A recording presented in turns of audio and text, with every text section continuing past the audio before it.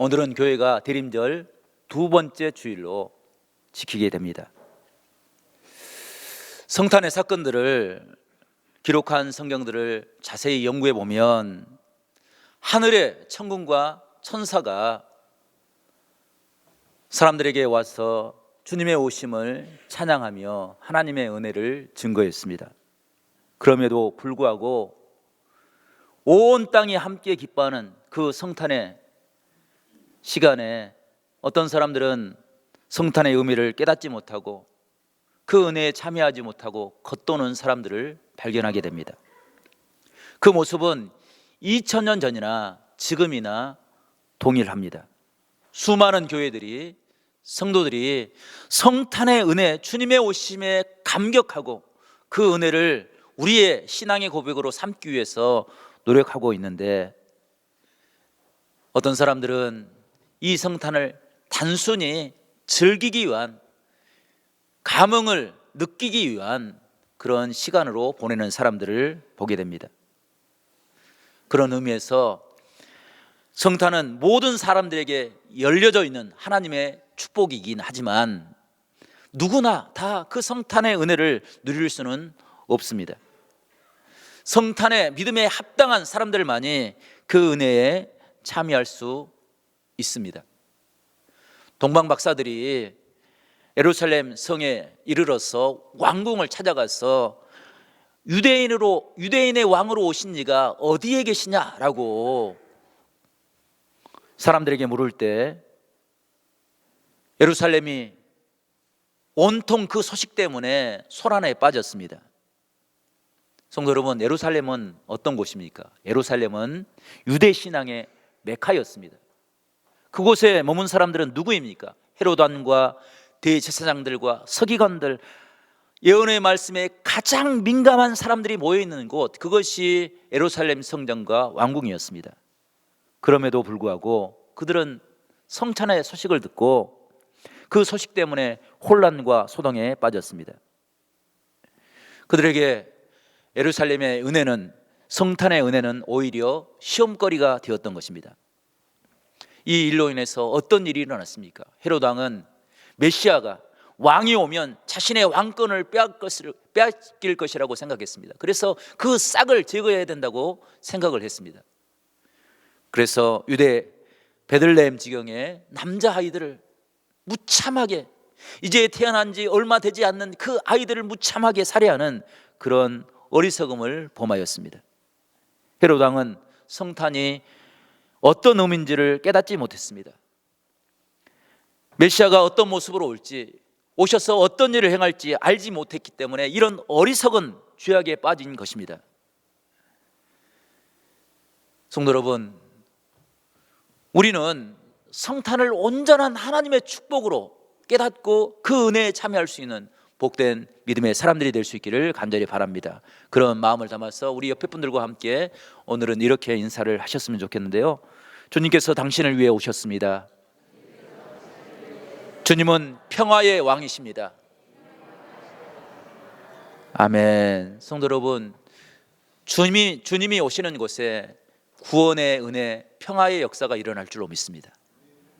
그러기에 우리가 머무는 곳에 하나님의 평화를 회복하는 그런 복된 믿음의 사람들이 될 수 있기를 간절히 바랍니다.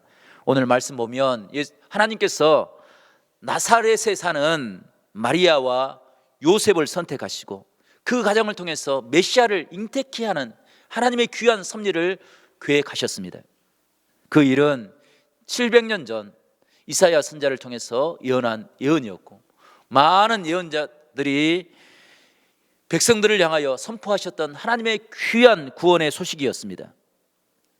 그런데 마리아와 요셉의 처지를 보게 되면 꼭 은혜다라고 이야기할 수 없는 그런 사용들이 있음을 우리가 발견하게 됩니다.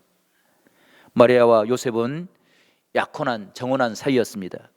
하지만 너무 어려서 이제 가정에 정혼만 했지 다른 가정에서 자라났습니다.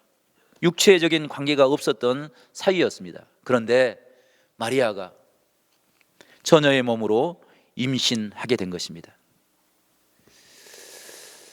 이 동정녀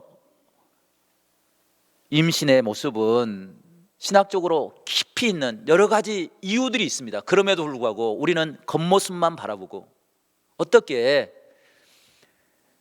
남자를 알지 못하는 여자가 아이를 가질 수 있느냐, 그것 때문에 많은 사람들이 기독교 신앙에 시비를 걸고 또 믿음을 가지고 있었던 사람들도 이것이 믿어지지 않아서 시험에 빠지는 경우가 있습니다. 하지만 이 일은 하나님께서 온 인류를 구원하기 위한 철저하게 준비된 전능하신 하나님의 능력을 드러내기 위한 귀한 사랑의 모습이었음을 우리가 깨닫게 됩니다. 그 일로 인해서 마리아와 요셉은 큰 시험에 빠질 위기에 처해 있었습니다. 그 첫 시험에 들 수 있는 사람은 당사자인 마리아였을 것입니다. 마리아는 이제 결혼해야 될 그런 처녀였습니다. 그런데 약혼자 요셉과 상관없는 아이를 갖는다는 것은 마리아로서는 도저히 받아들일 수 없는 치욕이 될 수 있었습니다. 그 일은 그냥 한두 해 끝나버리는 것이 아니라 평생토록 가정을 이루고 살아가는 아내의 모습으로 힘들고 괴로운 꼬리표가 될 수 있는 그런 시험의 요소였습니다. 두 번째 시험에 들 수 있는 대상은 말할 것도 없이 요셉이었습니다. 지금도 남의 아이를 임신한 여인을 아내로 맞아들인다는 것은 매우 힘든 일입니다. 그런데 2000년 전에 그런 일을 용납할 수 있다는 것은 결코 있을 수 없는 일이었습니다. 다른 사람들 같았으면 약혼녀를 끌어다가 자신을 배신한 그 여인을 많은 사람들 앞에 모아놓고 그를 정죄하고 그를 향해서 돌팔매질하는 것, 그것은 전통적으로 신앙적으로 유대인들에게 용납되는 그런 일이었습니다. 오늘 말씀 보면 요셉도 이 일을 완전하게 이해하고 받아들였던 것은 아니었던 것 같습니다. 요셉은 조용히 마리아와 관계를 끊고자 하였습니다. 그런데 하나님께서는 이 시험에 빠질 수밖에 없는 요셉을 찾아와서 그에게 성탄의 의미가 무엇인지를 깨닫게 했습니다. 그리고 온전한 성탄의 은혜를 맞이할 수 있도록, 그리고 온 땅이 함께 기뻐하며 천군과 천사가 함께 찬양할 수 있는 그런 은혜의 순간으로 변화시켜 주었던 것을 우리가 깨닫게 되는데, 성도 여러분, 우리가 성탄을 보낼 때 시험에 들지 않고 이 성탄이 우리를 구원하는 하나님의 은혜를 향한 온전한 믿음의 고백이 될 수 있기를 간절히 바랍니다. 어떻게 해야 우리가 그런 은혜의 자리에 설 수 있습니까? 마리아와 요셉을 통해서 우리가 몇 가지 신앙의 모습을 묵상하고 배우기를 원합니다. 첫 번째, 성탄이 시험에 들지 않고 은혜로 고백하기 위해서 우리는 전능하신 하나님의 모습을 인정하는 그런 신앙의 모습을 가져야 될 줄로 믿습니다. 하나님은 우리 인간의 과학을 뛰어넘는 분입니다. 우리 이성을 가지고 하나님을 이해하려고 하면 우리는 시험에 빠질 수밖에 없습니다. 성도 여러분, 성경에 기록된 수많은 사건들, 그것을 어떻게 사람의 과학으로, 사람의 이성으로 이해할 수가 있겠습니까? 그것을 읽을 때 그 말씀을 믿게 하시는 하나님의 성령이 임할 때 우리가 시험을 이겨내고 하나님의 은혜의 자리에 설 수 있는 복된 믿음의 사람들이 될 줄로 믿습니다. 교회 사역을 하다 보면 목회자들보다 더 대단한 믿음을 가지고 헌신하는 평신도 사역자들을 가끔 만나게 됩니다. 실내 인테리어하는 한 조집사님이 계시는데 그분도 그런 신앙의 삶을 살았습니다. 그분의 모든 일의 우선은 교회 일이었습니다. 교회 일이 생기면 그 집사님이 실내 인테리어하는 그 좋은 기술을 가지고 모든 일을 다 감당하고 또 그 일을 통해서 성도들의 불편을 덜어내는 그런 일을 해 주었습니다. 멀리 출장을 가게 되면 아무리 늦게 오더라도 제일 먼저 교회로 달려와서 기도하고 또 교회에 감당해야 될 일들을 감당해 주었습니다. 그런 일들을 보면서 너무 미안해서 너무 늦는 시간에 오시면 급한 일이 아니니까 천천히 하시라고, 내일 하셔도 되니까 천천히 하시라고 이렇게 말씀을 드리면 집사님은 늘 저에게 하나님의 일이 최선입니다, 최우선입니다 라고 이야기했습니다. 그리고 그런 신앙을 갖게 된 배경을 설명해 주었습니다. 조 집사님이 막 결혼을 해가지고 신혼 초에 일 욕심이 많아서 정말 밤늦은 시간까지 홀로 그 인테리어 일들을 감당했습니다. 그러다가 하루는 혼자서 3층에서 인테리어 작업을 하다가 추락을 하고 말았습니다. 그 추락으로 인해서 척추뼈가 부러지고 움직일 수 없고 누구에게도 도움을 구할 수 없는 그런 상황에 처해 있었습니다. 생명이 위급한 순간에 지인으로부터 발견이 되어서 병원에 가서 치료를 받게 되었습니다. 부상이 너무나도 커서 의사들이 최악의 상황이 되면 하반신 마비가 올 수 있을 수도 있다고 준비를 하라고 그렇게 이야기를 해주었습니다. 그 이야기를 듣고 집사님은 그 일을 도저히 받아들일 수가 없었습니다. 그리고 내가 왜 이런 사고를 당해야 됐는지, 그 원망하는 마음이 신앙에 하나님께 이르기까지 했습니다.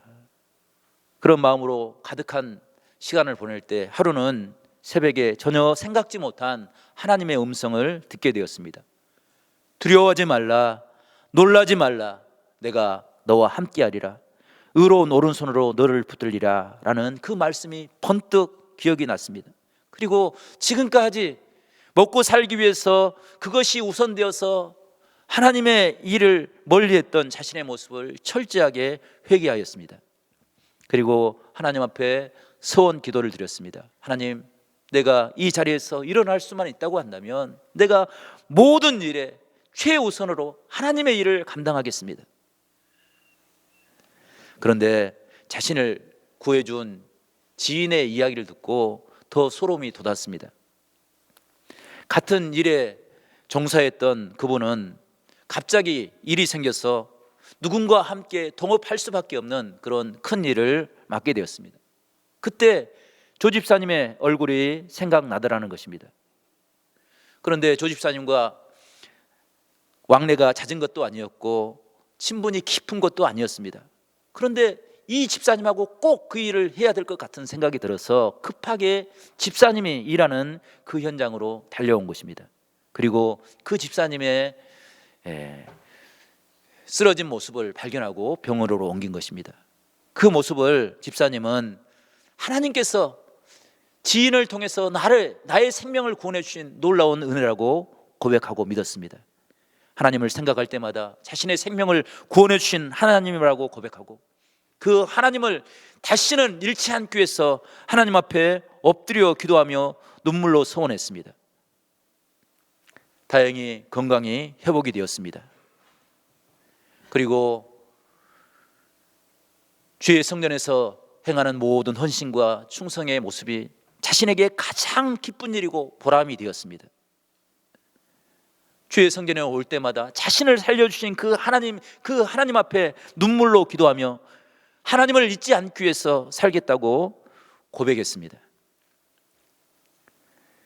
그 고백이 있었기 때문에 여러 가지 시험이 있었지만 그 시험을 이겨낼 수 있었습니다.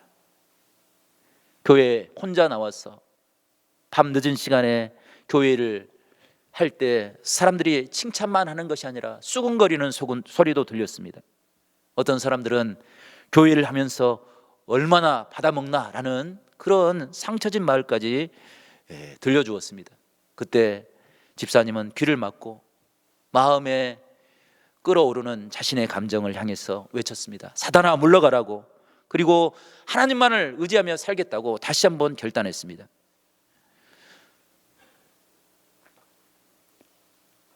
큰 사고를 당한 그 일만으로도 조 집사님은 그것이 시험거리가 될 수 있었습니다. 하지만 그 일 가운데 함께 하신 그 하나님을 기억하며 그것을 시험거리를 하나님의 은혜로 바꿀 수 있는 그런 믿음의 모습을 회복했던 것을 우리가 깨닫게 됩니다. 성도 여러분, 우리가 세상을 살아가면서 우리가 당하는 환난과 시험 가운데 우리와 함께 하시는 하나님을 만남으로 시험이 아니라 은혜를 고백하며 살아가는 우리 모두가 될 수 있기를 간절히 축복합니다.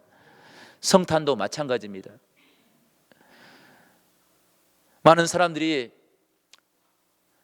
시험이 다가오기 때문에 실망하며 절망하며 산다고 생각합니다. 하지만 자세히 살펴보면 믿음이 없기 때문에 시험에 걸려 넘어지는 것입니다. 이 땅에 주님께서 아이로 오시기 위해서 온전한 대속자로 아무런 흠도 아무런 결도 없이 하나님의 사명을 감당하기 위해서 동정녀 탄생이 예고되었습니다. 마리아의 임신은 마리아에게는 다른 사람들에게는 성탄의 은혜가 되고 축복이 되지만 마리아에게는 큰 상처와 시험거리가 될 수 있었습니다. 그럼에도 불구하고 하나님께서는 그 시험을 이길 수 있는 믿음의 은혜를 허락하여 주셨습니다. 우리가 읽었던 20절 말씀 보게 되면 하나님께서 요셉에게 성탄이 아니라 성탄이 시험이 아니라 은혜가 될 수 있도록 현명하여 하나님의 뜻을 나타내 주었습니다. 뿐만 아니라 21절 말씀 보게 되면 마리아의 몸을 통해서 잉태될 그 아이가 그리스도 메시아임을 우리에게 증거해 주고 있습니다. 아들을 낳으리니 이름을 예수라 하라. 이는 그가 자기 백성을 그들의 죄에서 구원할 자이심이라 하니라. 아멘. 성도 여러분, 이 은혜를 깨닫고 그 은혜 앞에 나갔기에 이 일이 시험거리가 아니라 하나님을 향한 감사의 고백이 되었고 하나님을 향한 믿음의 고백이 된 것입니다. 요셉이 만약 그 일 때문에 마리아의 관계를 끊어버렸다고 한다면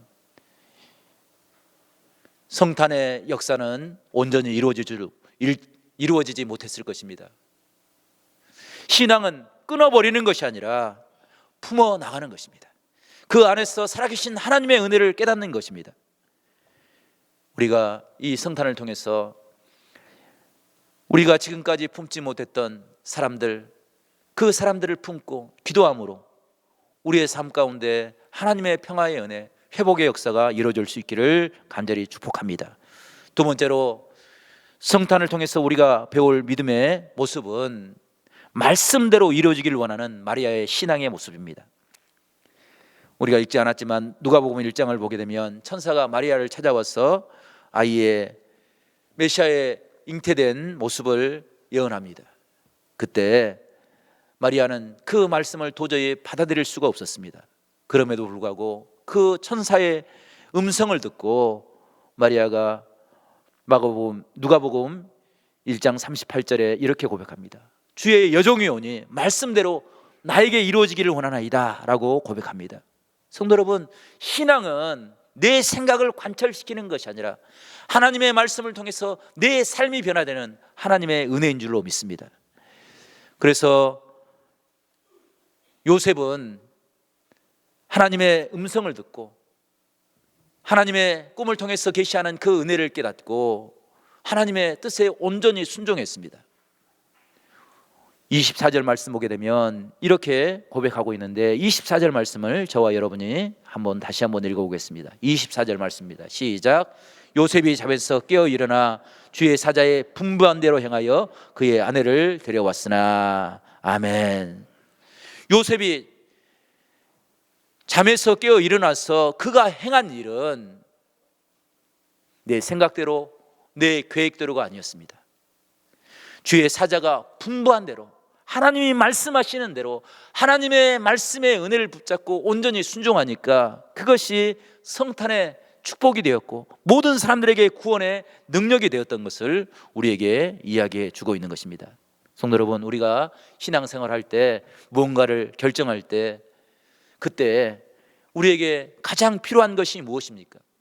가장 현명한 결단이 무엇입니까? 그것은 하나님의 말씀을 깨닫고 그 은혜를 붙잡고 나가는 것입니다. 하나님의 말씀은 사람의 생각으로 이루어질 것 같지 않는 것처럼 보여도 그 일은 결국 하나님의 온전한 뜻을 이루는 축복이 됩니다. 하지만 아무리 쉽게 가는 지름길처럼 보이는 그 일이라 할지라도 사람의 생각으로 하게 되면 그 일이 나중에 꼭 시험거리가 되고 교회의 환난과 어려움을 가져다주는 모습을 발견하게 됩니다. 우리는 믿음의 결단을 이룰 때 하나님의 말씀 앞에 온전히 순종하는 믿음의 사람들이 될 수 있기를 간절히 바랍니다. 마리아와 요셉이 온전히 하나님의 말씀을 의지하고 그 말씀에 순종하며 나갈 때 하나님께서는 그 일을 통해서 크고 놀라우신 하나님, 우리의 모든 인류를 구원하시는 하나님의 놀라운 일들을 감당하게 해주셨습니다. 구약 성경을 보게 되면 모세와 하나님이 만나는 사건을 우리가 발견할 수 있습니다. 모세는 말도 못하고 입술이 둔한 자였다라고 스스로 고백합니다. 뿐만 아니라 모세는 바로 왕 앞에 설 수 없는 그런 약점을 가지고 있었습니다. 그가 이스라엘 백성들이 일하는 그 현장에 나가서 이스라엘 백성들을 핍박하는 애굽의 군인을 살해하고 말았습니다.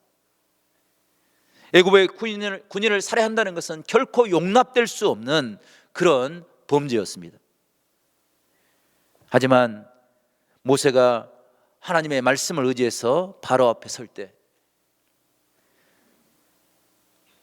바로에게 붙잡혀서 고난을 당할 수 있는 그런 위험한 처지였음에도 불구하고 하나님은 바로에게 모세를 신과 같이 하나님과 같이 그런 일을 감당할 수 있도록 하나님께서 은혜를 베풀어 주었습니다. 에레미야서를 보게 되면 에레미야도 이렇게 고백합니다. 나는 아이라 나는 아무것도 할 수 없습니다 라고 고백할 때 정말 에레미야의 사역을 보게 되면 그가 많은 환난과 박해를 받게 됩니다.